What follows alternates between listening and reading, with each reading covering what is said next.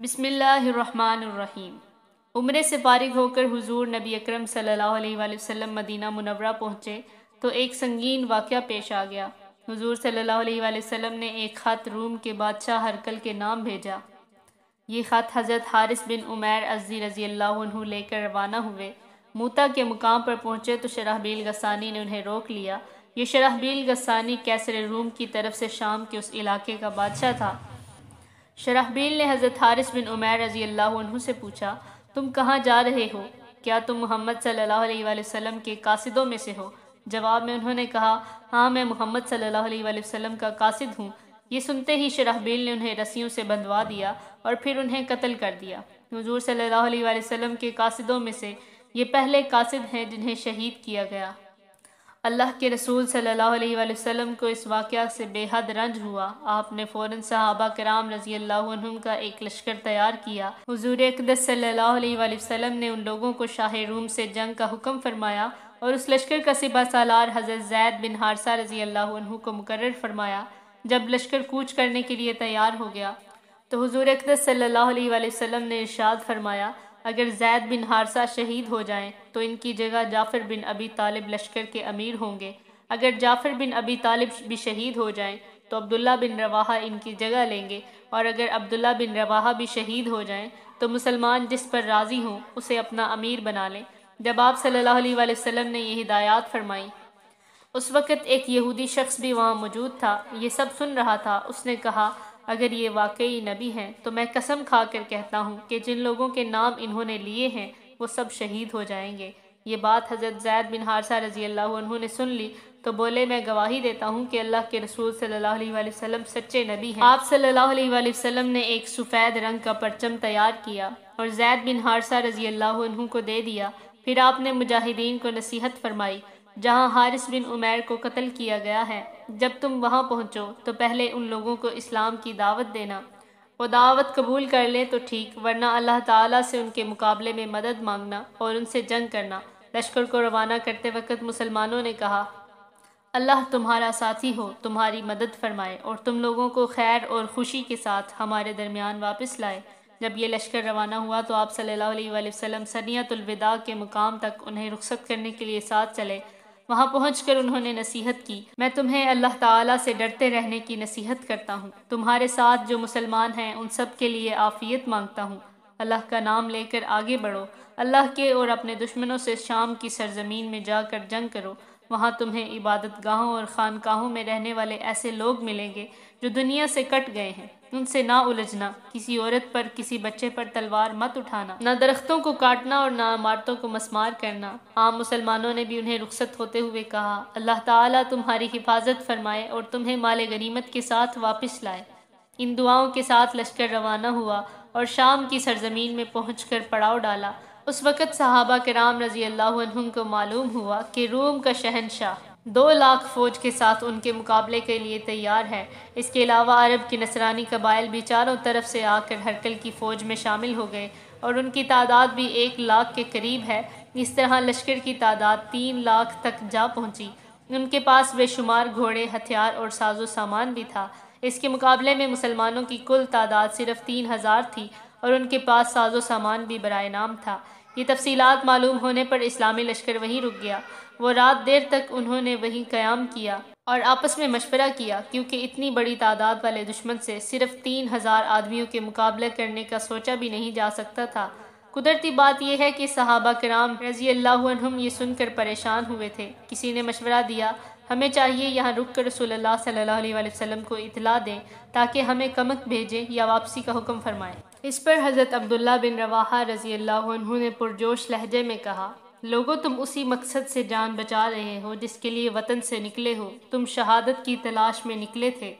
ہم دشمنوں سے نہ تو تعداد کے بل پر لڑتے ہیں نہ طاقت کے بل پر، ہم تو صرف دین کے لیے لڑتے ہیں۔ دین کے ذریعے ہی اللہ تعالیٰ نے ہمیں سرفراز فرمایا ہے، اب یا ہمیں فتح ہوگی یا شہادت نصیب ہوگی۔ یہ پرجوش الفاظ سن کر صحابہ کرام رضی اللہ عنہم بول اٹھے، اللہ کی قسم ابن رواحہ نے بالکل ٹھیک کہا۔ چنانچہ اس کے بعد لشکر آگے روانہ ہوا اور یہاں تک کہ موتا کے مقام پر پہنچ گئے۔ اسی مقام پر رومی لشکر بھی مسلمانوں کے سامنے آ گیا۔ حضرت زید بن حارثہ رضی اللہ عنہ نے رسول اللہ صلی اللہ علیہ وآلہ وسلم کا پرچم ہاتھ میں لیا اور دشمن کی طرف بڑھے۔ صحابہ کرام رضی اللہ عنہم ان کی قیادت میں رومی لشکر پر حملہ آور ہوئے۔ مسلمانوں نے زبردست حملہ کیا۔ ادھر رومی بھی آخر 3 لاکھ تھے، انہوں نے بھی بھرپور حملہ کیا۔ تلواروں سے تلواریں ٹکرانے لگیں، نیزے اور تیر چلنے لگے، زخمیوں کی آوازیں بلند ہونے لگیں۔ اس حالت میں حضرت زید بن حارثہ رضی اللہ عنہ پرچم اٹھائے جنگ کر رہے تھے اور مسلسل آگے بڑھ رہے تھے۔ ان پر جوش کی ایک ناقابل بیان کیفیت طاری تھی۔ ان کے ہاتھوں کتنے ہی رومی جہنم رسید ہوئے، آخر وہ لڑتے لڑتے شہید ہو گئے۔ اسی وقت حضرت جعفر رضی اللہ عنہ نے پرچم لے لیا۔ وہ اپنے سرخ رنگ کے گھوڑے پر سوار تھے۔ اب مسلمان ان کی قیادت میں جنگ کرنے لگے۔ انہوں نے اس قدر شدید جنگ کی کہ بیان سے باہر ہے۔ لڑتے لڑتے ان کا ایک بازو کٹ گیا۔ انہوں نے پرچم بائیں ہاتھ میں پکڑ لیا۔ کچھ ہی دیر بعد کسی نے ان کے بائیں بازو پر وار کیا اور وہ بھی کٹ گیا۔ انہوں نے پرچم کو اپنی گود کے سہارے سنبھالے رکھا اور اسی حالت میں شہادت کا جام نوش فرمایا۔ اسی وقت حضرت عبداللہ بن رواحہ رضی اللہ عنہ آگے آئے۔ انہوں نے گھوڑے کے بجائے پیدل جنگ کرنا مناسب جانا اور دشمنوں سے مقابلہ شروع کر دیا۔ انہوں نے بھی بہت دلیری سے جنگ کی، یہاں تک کہ شہید ہو گئے۔ اب مسلمان اور عیسائی ایک دوسرے کی صفوں میں گھس گئے۔ کافروں کی تعداد چونکہ بہت زیادہ تھی اور مسلمان صرف 3000 تھے، لہٰذا ان کی تعداد کو اس تعداد سے کوئی نسبت ہی نہیں تھی۔ اس لیے ان حالات میں بعض مسلمانوں نے پسپائی اختیار کرنے کا ارادہ کیا، لیکن اسی وقت حضرت عقبہ بن عامر رضی اللہ عنہ پکارے، لوگوں اگر انسان سینے پر زخم کھا کر شہید ہو تو یہ اس سے بہتر ہے کہ پیٹھ پر زخم کھا کر مرے۔ ایسے میں حضرت ثابت بن ارقم رضی اللہ عنہ نے آگے بڑھ کر گرا ہوا پرچم اٹھا لیا اور بلند آواز میں بولے، مسلمانوں اپنے میں سے کسی کو امیر بنا لو تاکہ پرچم اسے دیا جا سکے۔ بہت سے صحابہ پکار اٹھے، آپ ہی ٹھیک ہیں۔ یہ سن کر وہ بولے، لیکن میں خود کو اس کو قابل نہیں سمجھتا۔ ان حالات میں سب کی نظریں حضرت خالد بن ولید رضی اللہ عنہ پر پڑی۔ سب نے انہیں امیر بنانے پر اتفاق کر لیا۔ یہ بھی کہا جاتا ہے کہ خود حضرت ثابت بن ارقم رضی اللہ عنہ نے پرچم ان کے حوالے کیا اور کہا تھا، جنگ کے اصول اور فن آپ مجھ سے زیادہ جانتے ہیں۔ اس پر حضرت خالد رضی اللہ عنہ بولے، نہیں، میرے مقابلے میں آپ اس پرچم کے زیادہ حقدار ہیں، کیونکہ آپ ان لوگوں میں سے ہیں جو غزوہ بدر میں شریک ہو چکے ہیں۔ آخر سب کا اتفاق حضرت خالد بن ولید رضی اللہ عنہ پر ہو گیا۔ اب حضرت خالد بن ولید رضی اللہ عنہ کی قیادت میں جنگ شروع ہوئی۔ حضرت خالد بن ولید رضی اللہ عنہ نے پرچم سنبھالتے ہی دشمن پر زبردست حملہ کیا۔ اس طرح جنگ کا پانسہ صحابہ کرام رضی اللہ عنہم کے حق میں پلٹ گیا۔ اس طرح کفار پر مسلمانوں کا رعب چھا گیا اور وہ مزید لڑائی سے کترانے لگے۔ صحابہ کرام رضی اللہ عنہم نے باہمی مشورے سے اس حد تک کامیابی حاصل کرنے کے بعد واپسی اختیار کی۔ حضرت خالد بن ولید رضی اللہ عنہ نے فوج کا امیر بنتے ہی لشکر کا اگلا حصہ پیچھے کر دیا اور پچھلے حصے کو آگے لے آئے۔ اس طرح دائیں حصے کو بائیں جانب اور بائیں حصے کو دائیں جانب لے آئے۔ اس طرح انہوں نے پورے لشکر کی ترتیب بدل کر رکھ دی۔ جب رومیوں سے آمنا سامنا ہوا تو انہیں ہر طرف نئے لوگ نظر آئے۔ اس طرح انہوں نے خیال کیا کہ مسلمانوں کو کمک پہنچ گئی ہے۔ یہ جنگ مسلسل 7 دن تک جاری رہی تھی۔ امام بخاری رحمۃ اللہ علیہ نے حضرت خالد بن ولید رضی اللہ عنہ سے روایت کی ہے کہ جنگ موتا کے مقام پر ان کے ہاتھ سے 9 تلواریں ٹوٹی، صرف ایک یمنی تلوار باقی رہ گئی تھی جو آخر تک ان کے ہاتھ میں رہی۔ ادھر تو موتا کے مقام پر یہ جنگ ہو رہی تھی اور ادھر مدینہ منورہ میں کیا ہو رہا تھا۔ وہاں کا منظر یہ تھا کہ اللہ تعالیٰ نے حضور صلی اللہ علیہ وآلہ وسلم کو سارا حال بتا دیا۔ آپ صلی اللہ علیہ وآلہ وسلم نے صحابہ کرام کو جنگ کی خبریں سنانے کے لیے مسجد نبوی میں بلا لیا اور خود منبر پر تشریف فرما ہوئے۔ اس وقت آپ صلی اللہ علیہ وآلہ وسلم کی آنکھوں میں آنسو تھے۔ آپ نے بتانا شروع کیا، لوگوں، خیر کا دروازہ کھل گیا ہے۔ میں تمہیں تمہارے لشکر کے بارے میں بتاتا ہوں، ان غازیوں کے بارے میں بتاتا ہوں۔ وہ لوگ یہاں سے رخصت ہو کر چلے، یہاں تک کہ دشمن سے ان کی جنگ ہو گئی اور زید بن حارثہ شہید ہو گئے۔ ان کے لیے مغفرت کی دعا مانگو۔ پھر جعفر نے پرچم لیا اور بڑی ثابت قدمی سے لڑے، یہاں تک کہ وہ بھی شہید ہو گئے۔ ان کے لیے بھی مغفرت کی دعا کرو۔ پھر عبداللہ بن رواحہ رضی اللہ عنہ نے پرچم اٹھایا اور وہ بھی شہید ہو گئے۔ پھر خالد بن ولید نے پرچم اٹھایا۔ وہ لشکر کے امیر نہیں تھے، وہ خود اپنی ذات کے امیر تھے، مگر وہ اللہ کی تلواروں میں سے ایک ہیں، اس لیے اللہ کی مدد تیار ہے۔ اللہ تعالیٰ نے اس تلوار کو کافروں پر سونپ دیا ہے۔ اللہ تعالیٰ نے دشمن پر فتح نصیب فرمائی ہے۔ اس کے بعد حضور صلی اللہ علیہ وآلہ وسلم نے حضرت خالد بن ولید رضی اللہ عنہ کے بارے میں دعا فرمائی، اے اللہ، وہ تیری تلواروں میں سے ایک تلوار ہے، تو اس کی مدد فرما۔ اسی دن سے حضرت خالد بن ولید رضی اللہ عنہ کو سیف اللہ کہا جانے لگا۔ حضرت اسماء بنت امیس رضی اللہ عنہ حضرت جعفر رضی اللہ عنہ کی بیوی تھی۔ جس روز اس لڑائی میں حضرت جعفر رضی اللہ عنہ اور ان کے ساتھی شہید ہوئے، نبی اکرم صلی اللہ علیہ وآلہ وسلم ان کے گھر تشریف لائے اور فرمایا، جعفر کے بچوں کو میرے پاس لاؤ۔ حضرت اسماء رضی اللہ عنہ بچوں کو آپ کے پاس لے آئیں۔ حضور اکرم صلی اللہ علیہ وآلہ وسلم انہیں پیار کرنے لگے اور ساتھ میں روتے بھی رہے، یہاں تک کہ حضور صلی اللہ علیہ وآلہ وسلم کی داڑھی مبارک آنسوؤں سے تر ہو گئی۔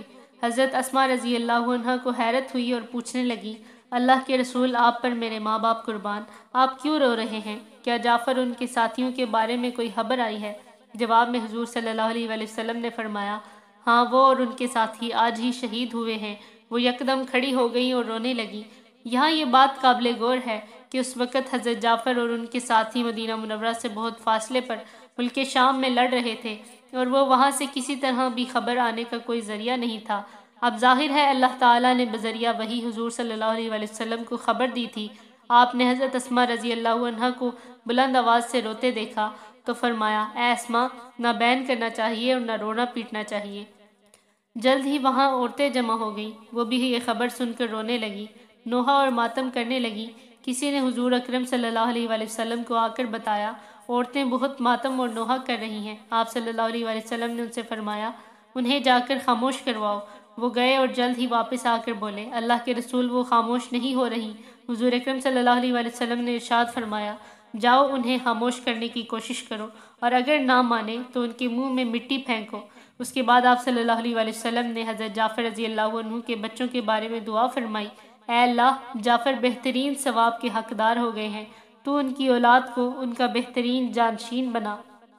اس کے بعد آپ صلی اللہ علیہ وآلہ وسلم وہاں سے واپس تشریف لائے اور اپنے گھر والوں سے فرمایا، جعفر کی بیوی بچوں سے غافل نہ ہونا، آج وہ بہت غمگین ہیں، ان کے لیے کھانا تیار کر کے بھیجو۔ حضرت جعفر رضی اللہ عنہ کے بارے میں آپ صلی اللہ علیہ وآلہ وسلم نے ارشاد فرمایا، اللہ تعالیٰ نے جعفر کے دونوں بازوؤں کی جگہ 2 پر لگا دیے ہیں، وہ ان کے ذریعے جنت میں اڑتے پھرتے ہیں۔ حضرت عبداللہ بن عمر رضی اللہ عنہ کہتے ہیں کہ حضرت جعفر رضی اللہ عنہ کی لاش پر ان کے سینے اور مونڈوں کے درمیانی حصے میں 90 زخم آئے تھے، یہ تلوار اور نیزے کے تھے۔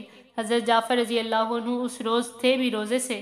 حضرت عبداللہ بن عمر رضی اللہ عنہ کہتے ہیں کہ میں حضرت جعفر کے پاس شام کے وقت پہنچا، وہ میدان جنگ میں زخموں سے چور پڑے تھے۔ میں نے انہیں پانی پیش کیا تو انہوں نے فرمایا، میں روزے سے ہوں، تم یہ پانی میرے منہ کے پاس رکھ دو، اگر میں سورج غروب ہونے تک زندہ رہا تو میں اس پانی سے روزہ افطار کر لوں گا۔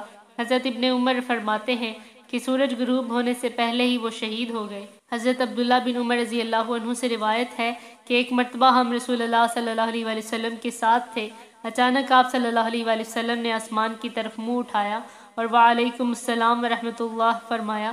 لوگوں نے عرض کیا، اے اللہ کے رسول، یہ آپ نے کیوں فرمایا؟ جواب میں ارشاد فرمایا، ابھی میرے پاس سے جعفر ابن ابی طالب فرشتوں کے جمگھٹ میں گزرے ہیں، انہوں نے مجھے سلام کیا تھا۔ غزوہ موتا سے واپس آنے والا لشکر جب مدینہ منورہ کے قریب پہنچا تو وہیں آ کر اللہ کے رسول اور مسلمانوں نے ان سے ملاقات کی۔ شہر میں بچوں نے اشعار گا کر انہیں خوش آمدید کہا۔ اس وقت آپ صلی اللہ علیہ وآلہ وسلم اپنی سواری پر تشریف لا رہے تھے۔ ان بچوں کو دیکھ کر فرمایا، انہیں اٹھا کر سواریوں پر بٹھا لو اور جعفر کے بچوں کو میرے پیچھے بٹھا دو۔ چنانچہ ایسا ہی کیا گیا اور اس طرح یہ لشکر مدینہ منورہ میں داخل ہوا۔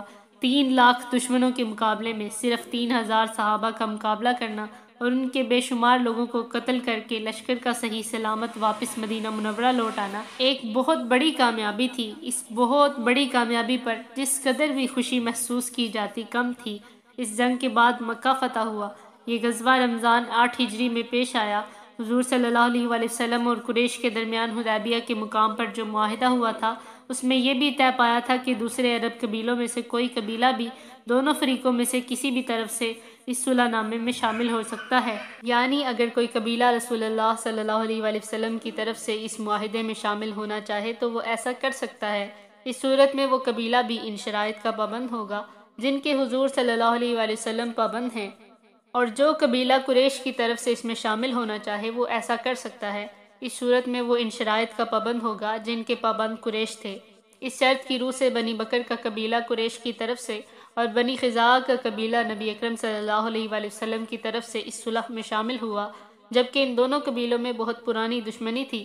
دونوں کے درمیان کافی قتل و غارت گری ہو چکی تھی، خون کے بدلے باقی تھے، لیکن اسلام کی آمد نے ان دشمنیوں کو دبا دیا تھا۔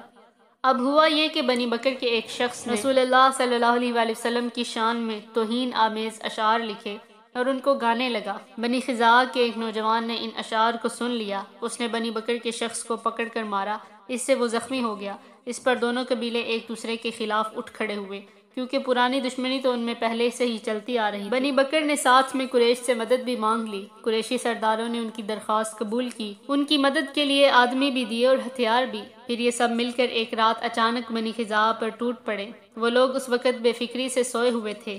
ان لوگوں نے بنی خزاعہ کو بے دردی سے قتل کرنا شروع کیا۔ بنی خزاعہ کے بعض افراد جانے بچانے کے لیے وہاں سے بھاگے اور ایک مکان میں گھس گئے۔ قریش نے انہیں وہاں بھی جا گھیرا اور پھر اس مکان میں گھس کر انہیں قتل کیا۔ اس طرح قریش نے بنی بکر کی مدد کے سلسلے میں اس صلح نامے کی دھجیاں اڑا دی۔ جب یہ سب کر بیٹھے تو احساس ہوا کہ یہ ہم نے کیا کیا۔ اب وہ جمع ہو کر اپنے سردار ابو سفیان کے پاس آئے۔ سارا واقعہ سن کر انہوں نے کہا، یہ ایسا واقعہ ہے کہ میں اگرچہ اس میں شریک نہیں ہوں، لیکن بے تعلق بھی نہیں رہا، اور یہ بہت برا ہوا۔ اللہ کی قسم محمد صلی اللہ علیہ وآلہ وسلم اب ہم سے جنگ ضرور کریں گے، اور میں تمہیں بتائے دیتا ہوں، میری بیوی ہندہ نے ایک بہت بھیانک خواب دیکھا ہے۔ اس نے دیکھا ہے کہ ہجون کی طرف سے خون کا ایک دریا بہتا ہوا آیا اور خندمہ تک پہنچ گیا۔ لوگ اس دریا کو دیکھ کر سخت پریشان اور بدحواس ہو رہے ہیں۔ اس پر قریش نے ان سے کہا، جو ہونا تھا وہ تو ہو چکا، اب آپ محمد صلی اللہ علیہ وآلہ وسلم کے پاس جائیں اور ان سے نئے سرے سے معاہدہ کریں، آپ کے سوا یہ کام اور نہیں کر سکتا۔ اس پر ابو سفیان اپنے ایک غلام کے ساتھ مدینہ منورہ کی طرف روانہ ہوئے۔ ادھر ان سے پہلے بنی خزاعہ کا ایک وفد آپ صلی اللہ علیہ وآلہ وسلم کی خدمت میں پہنچ گیا اور جو کچھ ہوا تھا تفصیل سے بیان کر دیا۔ حضور صلی اللہ علیہ وآلہ وسلم اس وقت مسجد نبوی میں اپنے صحابہ کرام کے ساتھ تشریف فرما تھے۔ بنی خزاعہ کی درد بری رودات سن کر حضور صلی اللہ علیہ وآلہ وسلم کی آنکھوں میں آنسو آ گئے اور ارشاد فرمایا، اگر میں بنی خزاعہ کی مدد انہی چیزوں سے نہ کروں جن سے میں اپنی مدد کرتا ہوں تو اللہ تعالیٰ میری مدد نہ فرمائے۔ اسی وقت آسمان پر ایک بدلی آ کر تیرنے لگی۔ حضور صلی اللہ علیہ وآلہ وسلم نے اس کو دیکھ کر ارشاد فرمایا، یہ بدلی بنی خزاعہ کی مدد کے لیے بلند ہوئی ہے۔ ام المؤمنین حضرت میمونہ رضی اللہ عنہا فرماتی ہیں کہ ایک رات رسول اللہ صلی اللہ علیہ وآلہ وسلم میرے پاس تھے۔ رات میں اٹھ کر انہوں نے نماز پڑھنے کے لیے وضو کیا۔ ایسی حالت میں میں نے انہیں 3 مرتبہ لبیک فرماتے سنا، یعنی میں حاضر ہوں۔ 3 مرتبہ آپ صلی اللہ علیہ وآلہ وسلم نے یہ بھی فرمایا، میں مدد کروں گا۔ اب وہاں کوئی اور تو تھا نہیں، چنانچہ میں نے عرض کیا، اے اللہ کے رسول، میں نے آپ کو 3 بار لبیک اور میں مدد کروں گا فرماتے ہوئے سنا ہے، یہ کیا معاملہ ہے؟ جواب میں آپ صلی اللہ علیہ وآلہ وسلم نے ارشاد فرمایا، بنی خزاعہ کے ساتھ کوئی واقعہ ہو گیا ہے۔ اس کے 3 دن بعد بنی خزاعہ آپ صلی اللہ علیہ وآلہ وسلم کے پاس پہنچے تھے۔ گویا اللہ تعالیٰ نے پہلے ہی آپ صلی اللہ علیہ وآلہ وسلم کو خبر دے دی تھی، جبکہ ابو سفیان اس کوشش میں تھے کہ اس سلسلے میں سب سے پہلے وہ حضور صلی اللہ علیہ وآلہ وسلم سے جا کر ملے، یعنی ان کے وہاں پہنچنے سے پہلے مسلمانوں کو اس واقعہ کی خبر نہ ہو۔ حضور صلی اللہ علیہ وآلہ وسلم نے اپنے صحابہ کرام رضی اللہ عنہم کو بھی پہلے ہی ان الفاظ میں خبر دی تھی۔ بس یوں سمجھو، نئے سرے سے معاہدہ کرنے اور اس کی مدت بڑھانے کے لیے ابو سفیان آیا ہی چاہتا ہے۔ پھر ابو سفیان سے پہلے ہی بنی خزاعہ کا وفد مدینہ منورہ پہنچ گیا۔ یہ لوگ حضور صلی اللہ علیہ وآلہ وسلم سے مل کر واپس روانہ ہوئے تو راستے میں ابو سفیان سے ان کا سامنا ہوا۔ ابو سفیان نے ان سے کچھ پوچھنے کی کوشش کی، لیکن وہ بتائے بغیر آگے بڑھ گئے۔ تاہم ابو سفیان نے بھانپ لیا کہ یہ لوگ اسی سلسلے میں مدینہ منورہ گئے تھے۔ مدینہ پہنچتے ہی ابو سفیان سیدھے اپنی بیٹی یعنی آپ صلی اللہ علیہ وآلہ وسلم کی زوجہ محترمہ حضرت ام المؤمنین حضرت ام حبیبہ رضی اللہ عنہا کے پاس گئے۔ گھر میں داخل ہونے کے بعد جب ابو سفیان نے بستر پر بیٹھنا چاہا تو ام المؤمنین ام حبیبہ رضی اللہ عنہا نے بستر لپیٹ دیا۔ یہ دیکھ کر ابو سفیان حیرت زدہ رہ گئے۔ انہوں نے کہا، بیٹی یہ کیا؟ مہمان کے آنے پر بستر بچھاتے ہیں کہ اٹھاتے ہیں؟ حضرت ام حبیبہ رضی اللہ عنہا نے فرمایا، یہ رسول اللہ صلی اللہ علیہ وآلہ وسلم کا بستر ہے اور آپ ابھی مشرک ہیں۔ یہ سن کر ابو سفیان بولے، اللہ کی قسم، میرے پاس سے آنے کے بعد تجھ میں خرابیاں پیدا ہو گئی ہیں۔ اس پر حضرت ام حبیبہ رضی اللہ عنہا نے فرمایا، یہ بات نہیں، بلکہ بات یہ ہے کہ مجھے اسلام کی ہدایت عطا ہو گئی ہے، جبکہ آپ پتھروں کو پوجتے ہیں، ان بتوں کو جو نہ سن سکتے ہیں اور نہ دیکھ سکتے ہیں۔ آپ پر تعجب ہے، آپ قبیلہ قریش کے سردار اور بزرگ ہیں، سمجھدار آدمی ہیں اور اب تک شرک میں ڈوبے ہوئے ہیں۔ ان کے جواب میں ابو سفیان بولے، تو کیا میں اپنے باپ دادا کا دین چھوڑ کر محمد صلی اللہ علیہ وآلہ وسلم کے دین کو اختیار کر لوں؟ پھر ابو سفیان وہاں سے نکل کر حضور صلی اللہ علیہ وآلہ وسلم کی خدمت میں حاضر ہوئے، لیکن آپ صلی اللہ علیہ وآلہ وسلم نے نئے سرے سے معاہدہ کرنے سے انکار فرما دیا۔ اب وہ حضرت ابو بکر صدیق رضی اللہ عنہ کے پاس گئے، انہوں نے بھی کوئی بات نہ سنی۔ وہ بار بار سبھی بڑے لوگوں کے پاس گئے لیکن کسی نے ان سے بات نہ کی۔ آخر ابو سفیان مایوس ہو گئے اور واپس مکہ لوٹ آئے۔ انہوں نے قریش پر واضح کر دیا کہ وہ بالکل ناکام لوٹے ہیں۔ ادھر ابو سفیان کے روانہ ہونے کے بعد نبی کریم صلی اللہ علیہ وسلم نے مسلمانوں کو کوچ کا حکم فرمایا۔ مسلمانوں کے ساتھ حضور صلی اللہ علیہ وسلم نے اپنے گھر والوں کو بھی تیاری کا حکم فرمایا، لیکن یہ وضاحت نہیں فرمائی تھی کہ کہاں جانا ہے۔ آپ صلی اللہ علیہ وسلم نے آس پاس کے دیہاتوں میں یہ پیغام بھیج دیا۔ ان لوگوں کو حکم ہوا کہ رمضان کا مہینہ مدینہ منورہ میں گزاریں۔ اس اعلان کے بعد فوراً چاروں طرف سے لوگوں کی آمد شروع ہو گئی۔ اس موقع پر آپ صلی اللہ علیہ وسلم نے دعا فرمائی، اے اللہ قریش کے جاسوسوں اور سن گن لینے والوں کو روک دے تاکہ ہم ان کے علاقے میں اچانک جائیں۔ ادھر تو حضور صلی اللہ علیہ وسلم یہ احتیاط فرما رہے تھے کہ کسی طرح قریش کو ان کی تیاریوں کا علم نہ ہو۔ ادھر آپ صلی اللہ علیہ وسلم کے ایک صحابی حاطب بن ابی بلتع رضی اللہ عنہ نے قریش کے 3 بڑے بڑے سرداروں کے نام خط لکھا۔ اس خط میں انہوں نے آپ صلی اللہ علیہ وسلم کی تیاریوں کی اطلاع دی تھی۔ یہ خط انہوں نے ایک عورت کو دیا اور اس سے کہا، اگر تم یہ خط قریش تک پہنچا دو تو تمہیں زبردست انعام دیا جائے گا۔ اس نے خط پہنچانا منظور کر لیا۔ اس پر حضرت خاطب رضی اللہ تعالیٰ عنہ نے اسے 10 دینار اور ایک قیمتی چادر دی اور اس سے کہا، جہاں تک ممکن ہو اس خط کو پوشیدہ رکھنا اور عام راستوں سے سفر نہ کرنا، کیونکہ جگہ جگہ نگرانی کرنے والے بیٹھے ہیں۔ وہ عورت عام راستہ چھوڑ کر ایک اور راستے سے مکہ معظمہ کی طرف روانہ ہوئی۔ اس کا نام سارہ تھا، وہ مکہ کی ایک گلوکارہ تھی۔ مدینہ منورہ میں حضور صلی اللہ علیہ وسلم کے پاس آ کر مسلمان ہوئی تھی۔ اس نے اپنی ہستہ خالی کی شکایت کی تو آپ صلی اللہ علیہ وسلم نے اس کی مدد بھی کی تھی۔ پھر یہ مکہ چلی گئی لیکن وہاں جا کر اسلام سے پھر گئی۔ پھر یہ وہاں نبی کریم صلی اللہ علیہ وسلم کی شان میں توہین آمیز اشعار لکھنے لگی۔ ان دنوں سارہ دوبارہ مدینہ آئی ہوئی تھی۔ حضرت خاطب رضی اللہ عنہ نے اسے یہ خط دیا تو وہ یہ کام کرنے پر رضامند ہو گئی۔ اس نے وہ خط اپنے سر کے بالوں میں چھپا لیا اور مدینہ منورہ سے روانہ ہوئی۔ ادھر یہ روانہ ہوئی، ادھر اللہ کے رسول صلی اللہ علیہ وسلم کو اللہ تعالیٰ نے خبر بھیج دی۔ آسمان سے اطلاع ملتے ہی آپ صلی اللہ علیہ وسلم نے اپنے چند صحابہ رضی اللہ عنہم کو اس کے تعاقب میں روانہ فرمایا۔ آپ صلی اللہ علیہ وسلم نے اس سے فرمایا، وہ عورت تمہیں فلاں مقام پر ملے گی، اس کے پاس ایک خط ہے، خط میں قریش کے خلاف ہماری تیاریوں کی اطلاع ہے، تم لوگ اس عورت سے وہ خط چھین لو، اگر وہ خط دینے سے انکار کرے تو اسے قتل کر دینا۔ یہ صحابہ حضرت علی، حضرت زبیر، حضرت طلحہ اور حضرت مقداد رضی اللہ عنہم تھے۔ حکم ملتے ہی اس مقام کی طرف روانہ ہوئے۔ حضور صلی اللہ علیہ وسلم کے فرمان کے عین مطابق وہ عورت ٹھیک اسی مقام پر جاتے ہوئے ملی۔ انہوں نے اسے گھیر لیا۔ انہوں نے اس عورت سے پوچھا، وہ خط کہاں ہے؟ اس نے قسم کھا کر کہا، میرے پاس کوئی خط نہیں ہے۔ آخر اسے اونٹ سے نیچے اتارا گیا، تلاشی لی گئی مگر خط نہ ملا۔ اس پر حضرت علی رضی اللہ عنہ نے فرمایا، میں قسم کھا کر کہتا ہوں، رسول اللہ صلی اللہ علیہ وسلم کبھی غلط بات نہیں کہتے۔ جب اس عورت نے دیکھا کہ یہ لوگ کسی طرح نہیں مانیں گے تو اس نے اپنے سر کے بال کھول ڈالے اور ان کے نیچے چھپا ہوا خط نکال کر انہیں دے دیا۔ بہرحال ان حضرات نے خط لا کر حضور صلی اللہ علیہ وسلم کی خدمت میں پیش کر دیا۔ خط حضرت حاطب بن ابی بلتع رضی اللہ عنہ نے لکھا تھا اور اس میں درج تھا کہ اللہ کے رسول صلی اللہ علیہ وسلم نے جنگ کی تیاری شروع کر دی ہے اور یہ تیاری ضرور تم لوگوں کے خلاف ہے۔ میں نے مناسب جانا کہ تمہیں اطلاع دے کر تمہارے ساتھ بھلائی کروں۔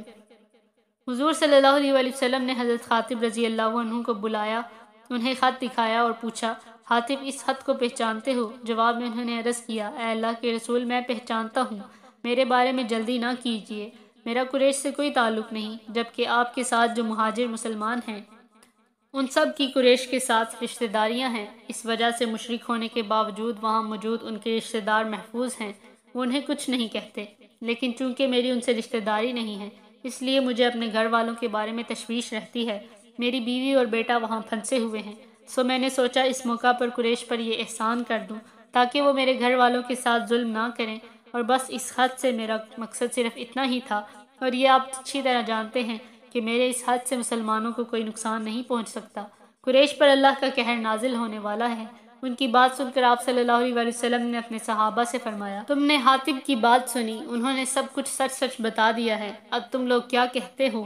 اس پر حضرت عمر رضی اللہ عنہ نے عرض کیا، اے اللہ کے رسول، مجھے اجازت دیجیے کہ اس شخص کا سر قلم کر دوں کیونکہ یہ منافق ہو گیا ہے۔ حضور صلی اللہ علیہ وآلہ وسلم نے ارشاد فرمایا، اے عمر، یہ شخص ان لوگوں میں سے ہے جو غزوہ بدر میں شریک ہوئے تھے، اور عمر تمہیں کیا پتا، ممکن ہے اللہ تعالیٰ نے اہل بدر سے یہ فرما دیا ہے کہ تم جو چاہے کرو، میں نے تمہاری مغفرت کر دی ہے۔ نبی کریم صلی اللہ علیہ وآلہ وسلم کا یہ فرمان سن کر حضرت عمر رضی اللہ عنہ کی آنکھوں میں آنسو آ گئے۔ ادھر اللہ تعالیٰ نے یہ آیت نازل فرمائی جس کا ترجمہ یہ ہے، اے ایمان والو، تم میرے دشمنوں اور اپنے دشمنوں کو دوست مت بناؤ کہ ان سے دوستی کا اظہار کرنے لگو، حالانکہ تمہارے پاس جو دین آ چکا ہے وہ اس کے منکر ہیں۔ وہ رسول کو اور تمہیں اس بنا پر شہر بدر کر چکے ہیں کہ تم اللہ تعالیٰ پر ایمان لے آئے ہو۔ اس کے بعد آپ صلی اللہ علیہ وآلہ وسلم نے مدینہ منورہ سے کوچ فرمایا۔ آپ صلی اللہ علیہ وآلہ وسلم 10 رمضان کو مدینہ منورہ سے روانہ ہوئے۔ اس غزوے میں آپ صلی اللہ علیہ وآلہ وسلم کے ساتھ 10,000 صحابہ تھے۔ یہ تعداد انجیل میں بھی آئی ہے۔ وہاں یہ کہا گیا ہے کہ وہ رسول 10,000 قدسیوں کے ساتھ فاران کی چوٹیوں سے اترے گا۔ اس موقع پر مہاجرین اور انصار میں سے کوئی پیچھے نہیں رہا تھا۔ ان کے ساتھ 300 گھوڑے اور 900 اونٹ تھے۔ ان مقدس صحابہ کے علاوہ راستے میں کچھ قبائل بھی شامل ہو گئے تھے۔ اس سفر میں روزوں کی رخصت کی اجازت بھی ہوئی، یعنی جس کا جی چاہے سفر میں روزہ رکھ لے، جو نہ رکھنا چاہے وہ بعد میں رکھے۔ اس طرح سفر اور جنگ کے موقعوں پر یہ اجازت ہو گئی۔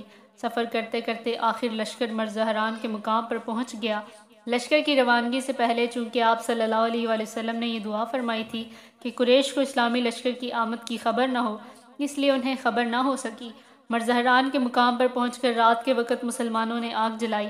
چونکہ 12,000 کے قریب تعداد تھی، اس لیے بہت دور دور تک آگ کے الاؤ روشن ہو گئے۔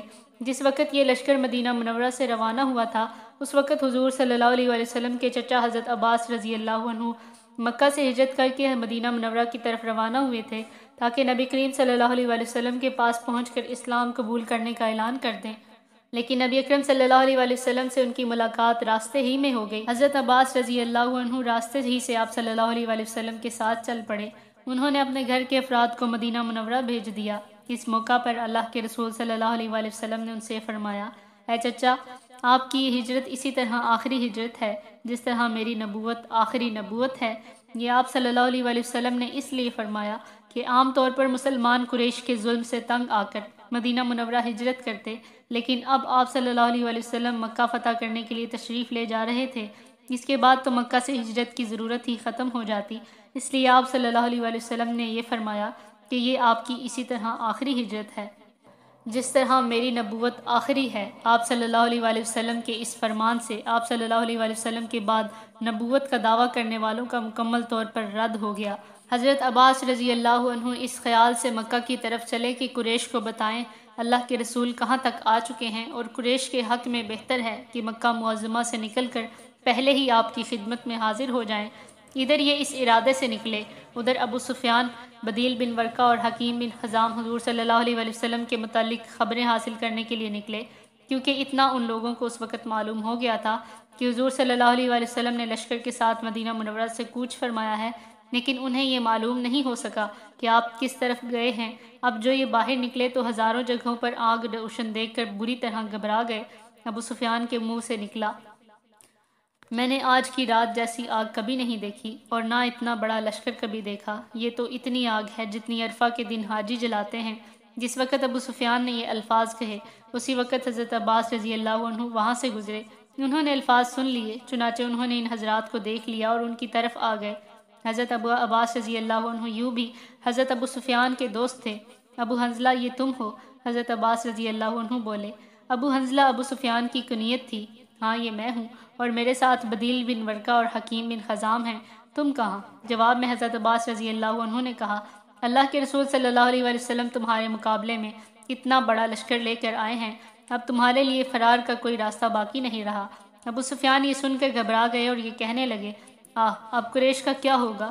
کوئی تدبیر بتاؤ۔ یہ سن کر حضرت عباس رضی اللہ عنہ نے کہا، اللہ کی قسم، اگر حضور صلی اللہ علیہ وآلہ وسلم نے تم پر قابو پا لیا تو تمہارا سر قلم کروا دیں گے، اسی لیے بہتر یہی ہے کہ میرے خچر پر سوار ہو جاؤ تاکہ میں تمہیں حضور صلی اللہ علیہ وآلہ وسلم کی خدمت میں لے جاؤں اور تمہاری جاں بخشی کروا لوں۔ حضرت ابو سفیان فوراً ہی حضرت عباس رضی اللہ عنہ کے پیچھے خچر پر سوار ہو گئے، اور وہ خچر حضور صلی اللہ علیہ وآلہ وسلم کا تھا۔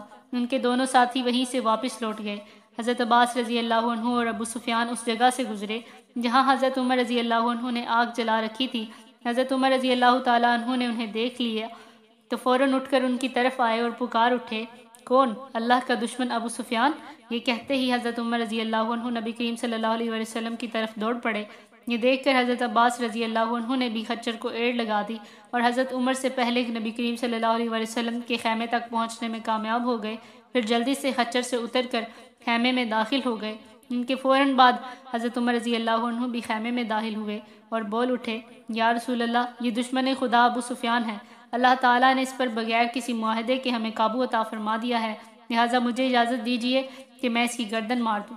مگر اس کے ساتھ ہی حضرت عباس رضی اللہ عنہ نے فرمایا، اے اللہ کے رسول، میں انہیں پناہ دے چکا ہوں۔ اب منظر یہ تھا کہ حضرت عمر رضی اللہ عنہ ننگی تلوار سونتے کھڑے تھے کہ ادھر حکم ہو، ادھر وہ ابو سفیان کا سر قلم کر دیں۔ دوسری طرف حضرت عباس رضی اللہ عنہ کہہ رہے تھے، اللہ کی قسم، آج رات میرے علاوہ کوئی شخص اس کی جان بچانے کی کوشش کرنے والا نہیں ہے۔ آخر نبی رحمت صلی اللہ علیہ وآلہ وسلم نے ارشاد فرمایا، عباس، ابو سفیان کو اپنے خیمے میں لے جاؤ اور صبح انہیں میرے پاس لے آنا۔ صبح کو اذان ہوئی تو لوگ تیزی سے نماز کے لیے لپکنے لگے۔ ابو سفیان لشکر میں یہ ہلچل دیکھ کر گھبرا گئے۔ انہوں نے حضرت عباس رضی اللہ عنہ سے پوچھا، ابو الفضل، یہ کیا ہو رہا ہے؟ حضرت عباس رضی اللہ عنہ نے بتایا کہ لوگ نماز کے لیے جا رہے ہیں۔ حضرت ابو سفیان رضی اللہ تعالیٰ عنہ دراصل اس خیال سے گھبرا گئے کہ کہیں ان کے بارے میں کوئی حکم نہ دیا گیا ہو۔ پھر انہوں نے دیکھا کہ لوگ رسول اللہ صلی اللہ علیہ وسلم کے وضو کا پانی جمع کر رہے ہیں۔ پھر انہوں نے دیکھا اللہ کے رسول رکوع کرتے ہیں تو سب لوگ بھی آپ کے ساتھ رکوع کرتے ہیں، اور آپ سجدہ کرتے ہیں تو لوگ بھی سجدہ کرتے ہیں۔ نماز کے بعد انہوں نے حضرت عباس رضی اللہ عنہ سے کہا، اے عباس، محمد صلی اللہ علیہ وآلہ وسلم جو حکم بھی دیتے ہیں لوگ فوراً اس کی تعمیل کرتے ہیں۔ اب حضرت عباس رضی اللہ عنہ جواب میں بولے، ہاں، اگر حضور صلی اللہ علیہ وآلہ وسلم لوگوں کو کھانے پینے سے روک دیں تو یہ اس حکم پر بھی عمل کریں گے۔ اس پر ابو سفیان بولے، میں نے زندگی میں ان جیسا بادشاہ نہیں دیکھا، نہ کسریٰ ایسا ہے، نہ کیسر، اور نہ بنی اظفر کا بادشاہ۔ یہ سن کر حضرت عباس رضی اللہ عنہ نے فرمایا، یہ بادشاہت نہیں، نبوت ہے۔ پھر حضرت عباس رضی اللہ عنہ انہیں لے کر حضور صلی اللہ علیہ وآلہ وسلم کی خدمت میں حاضر ہوئے، اور آپ صلی اللہ علیہ وآلہ وسلم نے ابو سفیان کو دیکھ کر فرمایا، ابو سفیان، افسوس ہے، کیا ابھی وہ وقت نہیں آیا کہ تم لا الہ الا اللہ کی گواہی دے دو؟ ابو سفیان فوراً بولے، میں گواہی دیتا ہوں کہ اللہ کے سوا کوئی معبود نہیں، اور آپ اللہ کے رسول ہیں۔ ان کے ساتھ بدیل بن ورقہ اور حکیم بن خزام بھی ایمان لے آئے۔ یہ لوگ واپس نہیں گئے تھے، کہیں رک کر حالات کا انتظار کرنے لگے تھے۔ اس کے بعد ابو سفیان رضی اللہ عنہ نے عرض کیا، اے اللہ کے رسول، لوگوں میں امان اور جاں بخشی کا اعلان کرا دیجیے۔ آپ صلی اللہ علیہ وآلہ وسلم نے فرمایا، ہاں، جس نے ہاتھ روک لیا یعنی ہتھیار نہ اٹھایا اسے امان ہے، اور جس نے اپنے گھر کا دروازہ بند کر لیا اسے امان ہے، اور جو شخص تمہارے گھر میں آ جائے گا اسے بھی امان ہے، اور جو شخص حکیم بن خزام کے گھر میں داخل ہو جائے گا اسے بھی امان ہے۔ ساتھ ہی آپ صلی اللہ علیہ وآلہ وسلم نے ابو ردیحہ رضی اللہ عنہ کو ایک پرچم دے کر فرمایا، جو شخص ابو ردیحہ کے پرچم کے نیچے آ جائے گا اسے بھی امان ہے۔ پھر آپ نے ابو سفیان، حکیم بن خزام اور بدیل بن ورقہ کے بارے میں ہدایت فرمائی، ان تینوں کو وادی کے تنگ حصے کے پاس روک لو تاکہ جب اللہ کا لشکر وہاں سے گزرے تو وہ اس کو اچھی طرح دیکھ سکیں۔ حضرت عباس رضی اللہ عنہ نے ایسا ہی کیا۔ اس طرح تمام قبائل حضرت ابو سفیان رضی اللہ عنہ کے سامنے سے گزرے۔ جو قبیلہ بھی ان کے سامنے سے گزرتا 3 مرتبہ نعرہ تکبیر بلند کرتا۔ اس عظیم الشان لشکر کو دیکھ کر ابو سفیان رضی اللہ عنہ بول اٹھے، اللہ کی قسم ابو الفضل، آج تمہارے بھتیجے کی ملکی مملکت بہت زبردست ہو چکی ہے۔ جواب میں حضرت عباس رضی اللہ عنہ نے فرمایا، یہ سلطنت اور حکومت نہیں بلکہ نبوت اور رسالت ہے۔ پھر جب نبی کریم صلی اللہ علیہ وسلم لوگوں کے قریب پہنچے تو ابو سفیان رضی اللہ عنہ نے بلند آواز میں کہا، اے گروہ قریش، یہ محمد صلی اللہ علیہ وسلم اپنا عظیم الشان لشکر لے کر تمہارے سروں پر پہنچ گئے ہیں، اس لیے اب جو شخص میرے گھر میں داخل ہو جائے گا اسے امان ہوگی۔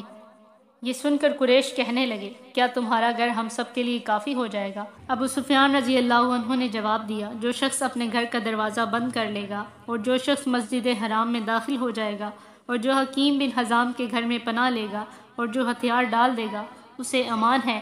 یہ سنتے ہی لوگ دوڑ پڑے، اور جسے پناہ کی جو جگہ بھی مل سکی وہاں جا گھسے۔ اس طرح مکہ معظمہ جنگ کے بغیر فتح ہوا۔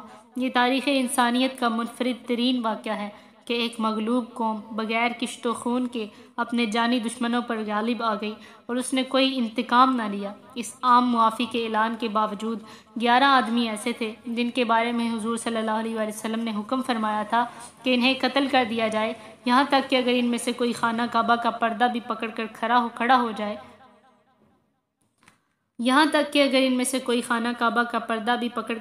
ہو جائے اسے بھی قتل کر دیا جائے۔ ان میں عبداللہ بن ابی سرح بھی تھے۔ یہ حضرت عثمان رضی اللہ عنہ کے رضاعی بھائی تھے، یہ بعد میں مسلمان ہو گئے تھے اس لیے قتل نہیں کیے گئے۔ دوسرے کرمہ بن ابو جہل تھے، یہ بھی بعد میں مسلمان ہو گئے، غرض ان 11 میں سے زیادہ تر مسلمان ہو گئے تھے اس لیے قتل ہونے سے بچ گئے۔ اس روز کچھ مشرکوں نے مقابلہ کرنے کی بھی ٹھانی، ان میں صفوان بن امیہ، اکرمہ بن ابی جہل اور سہیل بن عمر شامل تھے۔ یہ لوگ اپنے ساتھیوں کے ساتھ خندمہ کے مقام پر جمع ہوئے۔ خندمہ مکہ معظمہ کا ایک پہاڑ ہے۔ ان لوگوں کے مقابلے کے لیے نبی کریم صلی اللہ علیہ وآلہ وسلم نے حضرت خالد بن ولید رضی اللہ عنہ کو بھیجا۔ اس مقابلے میں 28 کے قریب مشرک مارے گئے، باقی باغ نکلے۔ حضور صلی اللہ علیہ وآلہ وسلم مکہ معظمہ میں داخل ہوئے۔ آپ صلی اللہ علیہ وآلہ وسلم اس وقت اپنی اونٹنی قصبہ پر سوار تھے۔ آپ صلی اللہ علیہ وآلہ وسلم کے پیچھے حضرت اسامہ بن زید رضی اللہ عنہ بیٹھے تھے۔ آپ صلی اللہ علیہ وآلہ وسلم نے یمنی چادر کا ایک پلہ سر پر لپیٹ رکھا تھا اور عاجزی اور انکساری سے سر کو کجاوے پر رکھا ہوا تھا۔ اس وقت آپ صلی اللہ علیہ وآلہ وسلم فرما رہے تھے، اے اللہ، زندگی اور عیش صرف آخرت ہی کا مقام ہے۔ آقا مدنی صلی اللہ علیہ وآلہ وسلم قضا کے مقام سے مکہ مکرمہ میں داخل ہوئے۔ یہ مکہ مکرمہ کے بالائی سمت میں ہے۔ مکہ میں داخل ہونے سے پہلے آپ صلی اللہ علیہ وآلہ وسلم نے غسل بھی فرمایا تھا۔ آپ صلی اللہ علیہ وآلہ وسلم نے شعیب ابی طالب کے مقام پر قیام فرمایا۔ یہ وہی گھاٹی تھی جس میں قریش نے آپ صلی اللہ علیہ وآلہ وسلم کو 3 سال تک رہنے پر مجبور کر دیا تھا، اور وہ 3 سال مسلمانوں کے لیے انتہائی دکھ اور درد کے سال تھے۔ جب حضور صلی اللہ علیہ وآلہ وسلم شہر میں داخل ہوئے اور مکہ کے مکانات پر نظر پڑی تو اللہ تعالیٰ کی حمد و ثنا بیان کی۔ مکہ میں حضور صلی اللہ علیہ وآلہ وسلم پیر کے دن داخل ہوئے۔ جب آپ صلی اللہ علیہ وآلہ وسلم نے مکہ سے ہجرت کی تھی وہ بھی پیر ہی کا دن تھا۔ آپ صلی اللہ علیہ وآلہ وسلم حرم میں داخل ہوئے۔ ابو بکر صدیق رضی اللہ عنہ آپ صلی اللہ علیہ وآلہ وسلم کے برابر چل رہے تھے اور آپ صلی اللہ علیہ وآلہ وسلم ان سے باتیں کر رہے تھے۔ پھر آپ صلی اللہ علیہ وآلہ وسلم بیت اللہ میں داخل ہوئے اور اپنی اونٹنی پر بیٹھے بیٹھے ہی کعبہ کے ساتھ طواف کیے۔ حضرت محمد بن مسلمہ رضی اللہ عنہ آپ صلی اللہ علیہ وآلہ وسلم کی اونٹنی کی مہار پکڑے ہوئے تھے۔ ان چکروں کے دوران آپ صلی اللہ علیہ وآلہ وسلم نے ہاتھ مبارک سے حجر اسود کا استلام کیا، یعنی بوسہ دینے کا اشارہ کیا۔ اس وقت کعبہ میں 360 بت تھے۔ عرب کے ہر قبیلے کا بت الگ الگ تھا۔ آقا مدنی صلی اللہ علیہ وآلہ وسلم کے ہاتھ میں اس وقت ایک لکڑی تھی جس سے ہر بت کو ہلاتے چلے گئے، بت منہ کے بل گرتے چلے گئے۔ اس وقت آپ صلی اللہ علیہ وآلہ وسلم سورہ بنی اسرائیل کی آیت نمبر 81 تلاوت فرما رہے تھے۔ اس کا ترجمہ یہ ہے، حق آیا اور باطل گزر گیا، اور واقعی باطل چیز تو یوں ہی آنی جانی ہے۔ طواف کے دوران حضور صلی اللہ علیہ وآلہ وسلم حبل بت کے پاس پہنچے۔ قریش کو اس بت پر بہت فخر تھا، وہ اس کی عبادت بہت فخر سے کیا کرتے تھے۔ یہ قریش کے سب سے بڑے بتوں میں سے ایک تھا۔ آپ صلی اللہ علیہ وآلہ وسلم نے وہ لکڑی اس بت کی آنکھوں پر ماری، پھر آپ صلی اللہ علیہ وآلہ وسلم کے حکم سے بت کو ٹکڑے ٹکڑے کر دیا گیا۔ اس وقت حضرت زبیر بن عوام رضی اللہ عنہ نے حضرت ابو سفیان رضی اللہ عنہ سے کہا، اے ابو سفیان، حبل توڑ دیا گیا ہے، تم اس پر فخر کیا کرتے تھے۔ یہ سن کر حضرت ابو سفیان رضی اللہ عنہ بولے، اے ابن عوام، اب ان باتوں کا کیا فائدہ؟ پھر حضور صلی اللہ علیہ وآلہ وسلم مقام ابراہیم پر پہنچے۔ اس وقت یہ مقام خانہ کعبہ سے ملا ہوا تھا۔ اس کے بعد حضور صلی اللہ علیہ وآلہ وسلم نے حضرت علی رضی اللہ عنہ سے فرمایا، میرے کندھے پر کھڑے ہو کر کعبہ کی چھت پر چڑھ جاؤ اور چھت پر بنی خزاعہ کا جو بت ہے اس پر چوٹ مارو۔ حضرت علی رضی اللہ عنہ نے حکم کی تعمیل کی اور چھت پر چڑھ کر بت کو ضرب لگائی۔ یہ آخری سلاحوں سے نصب کیا گیا تھا، آخر اکھڑ گیا۔ حضرت علی رضی اللہ عنہ نے اس کو اٹھا کر نیچے پھینک دیا۔ اب حضور صلی اللہ علیہ وآلہ وسلم نے حکم فرمایا، بلال، عثمان بن ابی طلحہ سے کعبہ کی چابیاں لے آؤ۔ چابیاں آ گئیں تو دروازہ کھولا گیا اور حضور صلی اللہ علیہ وآلہ وسلم کعبہ میں داخل ہوئے۔ آپ صلی اللہ علیہ وآلہ وسلم نے اس سے پہلے حضرت عمر رضی اللہ عنہ کو حکم دیا تھا کہ کعبہ میں پہنچ کر وہاں بنی ہوئی تصاویر کو مٹا دیں۔ چنانچہ آپ صلی اللہ علیہ وآلہ وسلم کے اندر داخل ہونے سے پہلے ہی تصاویر مٹائی جا چکی تھیں، لیکن ان تصاویر میں ایک تصویر حضرت ابراہیم علیہ السلام کی بھی تھی۔ حضرت عمر رضی اللہ عنہ نے اس کو نہیں مٹایا تھا۔ اس پر نظر پڑی تو آپ صلی اللہ علیہ وآلہ وسلم نے حضرت عمر رضی اللہ عنہ سے فرمایا، عمر، کیا میں نے تمہیں حکم نہیں دیا تھا کہ کعبہ میں کوئی تصویر باقی نہ چھوڑنا؟ اس موقع پر حضور صلی اللہ علیہ وآلہ وسلم نے یہ بھی ارشاد فرمایا، اللہ تعالیٰ ان لوگوں کو ہلاک کرے جو ایسی چیزوں کی تصاویر بناتے ہیں جنہیں وہ پیدا نہیں کر سکتے۔ اللہ تعالیٰ انہیں ہلاک کرے، وہ اچھی طرح جانتے ہیں کہ ابراہیم علیہ السلام نہ یہودی تھے نہ نصرانی، بلکہ وہ پکے سچے مسلمان تھے۔ اس کے بعد اس تصویر کو مٹا دیا گیا۔ پھر حضور صلی اللہ علیہ وآلہ وسلم نے وہاں دوستونوں کے درمیان میں 2 رکعت نماز ادا فرمائی۔ جب آپ اور آپ کے چند ساتھی کعبہ کے اندر داخل ہوئے، اس وقت حضرت خالد بن ولید رضی اللہ عنہ پہرا دینے کے لیے دروازے پر کھڑے ہو گئے۔ وہ مزید لوگوں کو اندر داخل ہونے سے روک رہے تھے۔ پھر حضور صلی اللہ علیہ وآلہ وسلم باہر تشریف لائے اور مقام ابراہیم پر پہنچے۔ مقام ابراہیم اس وقت کعبہ سے ملا ہوا تھا۔ آپ صلی اللہ علیہ وآلہ وسلم نے وہاں 2 رکعتیں ادا کی۔ جس کے بعد آپ نے زمزم منگوایا اور اسے پیا اور وضو فرمایا۔ صحابہ کرام اس وقت لپک لپک کر حضور صلی اللہ علیہ وآلہ وسلم کے وضو کا پانی ہاتھوں پر لے کر اپنے چہروں پر ملنے لگے۔ مطلب یہ کہ وہ آپ کے وضو کے پانی کو نیچے نہیں گرنے دے رہے تھے۔ مشرکین مکہ نے جب یہ حالت دیکھی تو پکار اٹھے، ہم نے آج تک ایسا منظر دیکھا نہ سنا، نہ یہ سنا کہ کوئی بادشاہ اس درجے کو پہنچا ہو۔ اللہ کے رسول صلی اللہ علیہ وآلہ وسلم جب حرم میں آ کر بیٹھ گئے تو لوگ آپ صلی اللہ علیہ وآلہ وسلم کے ارد گرد جمع ہو گئے۔ ایسے میں حضرت ابو بکر رضی اللہ عنہ اٹھ کر گئے اور اپنے والد ابو قحافہ رضی اللہ عنہ کا ہاتھ پکڑ کر انہیں لے آئے۔ ابو قحافہ کی بینائی جاتی رہی تھی۔ ادھر جو ہی آپ صلی اللہ علیہ وآلہ وسلم کی نگاہ پڑی، آپ نے فرمایا، اے ابا بکر، تم نے والد محترم کو گھر پر ہی کیوں نہ رہنے دیا؟ میں خود ان کے پاس چلا جاتا۔ اس پر ابو بکر رضی اللہ عنہ نے عرض کیا، اللہ کے رسول یہ اس بات کے زیادہ حقدار ہیں کہ خود چل کر آپ کے پاس آئیں۔ پھر حضرت ابو بکر رضی اللہ عنہ نے ابو قحافہ کو حضور صلی اللہ علیہ وآلہ وسلم کے سامنے بٹھا دیا۔ آپ صلی اللہ علیہ وآلہ وسلم نے اپنا دست مبارک ان کے سینے پر پھیرا اور فرمایا، مسلمان ہو کر عزت اور سلامتی کا راستہ اختیار کرو۔ وہ اسی وقت مسلمان ہو گئے۔ حضور صلی اللہ علیہ وآلہ وسلم نے فرمایا، ابو بکر تمہیں مبارک ہو۔ حضرت ابو بکر رضی اللہ عنہ بولے، قسم ہے اس ذات کی جس نے آپ کو حق اور صداقت کے ساتھ ظاہر فرمایا، میرے والد ابو قحافہ کے اسلام کے مقابلے میں آپ کے چچا ابو طالب ایمان لاتے تو میرے لیے یہ زیادہ خوشی کی بات ہوتی۔ اس وقت حضرت ابو قحافہ رضی اللہ عنہ کے بال بڑھاپے کی وجہ سے بالکل سفید ہو چکے تھے۔ حضور صلی اللہ علیہ وآلہ وسلم نے ان سے فرمایا، ان بالوں کو مہندی سے رنگ لو لیکن سیاہ خضاب نہ لگاؤ۔ حضرت ابو بکر صدیق رضی اللہ عنہ کے گھرانے کو یہ فضیلت بھی حاصل ہے کہ ان کا سارا گھرانہ ہی مسلمان ہوا، کوئی ایک فرد بھی نہیں رہا جو مسلمان نہ ہوا۔